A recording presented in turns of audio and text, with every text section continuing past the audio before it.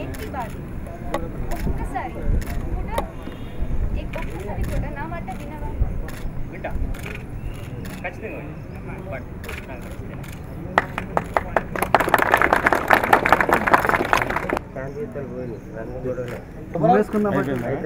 Cinema title ఏ వచ్చి be పై వాళ్ళే. ఇది ఒక లవ్ ఎంటర్టైనర్ అండి. సో ఏబి అంటే ఏబి అన్నది కథకు కూడా సంబంధం ఉంటుందండి. సో అంటే ఇది ఒక కొత్త పాయింట్తో నాకు డైరెక్టర్ సుందర్ నాకు కథ చెప్పడం జరిగిందండి. సుందర్ నాకు మంచి ఫ్రెండ్. బొమ్మరిల్ భాస్కర్ గారి దగ్గర అసిస్టెంట్గా పనిచేశాడు. సో ఈ మధ్యకాలంలో నేను చేస్తున్న సినిమాకి ఇది కొంచెం కొత్తగా ఉంటుందండి. 6 ఫిలిమ్స్ అసిస్టెంట్గా అసోసియేట్ వర్క్ చేశాను. లాస్ట్ 2 years నుంచి స్క్రిప్ట్ పట్టుకుని చాలామంది చెప్పాను, బట్ ఇది మెటీరియలైజ్ అవ్వలేదు.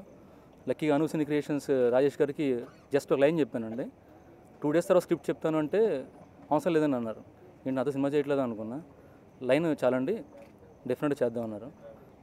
And this is my debut movie in the South industry. So it's like my birth in the new industry. It's my happy birthday kind of a thing. And I'm very lucky, feeling very happy.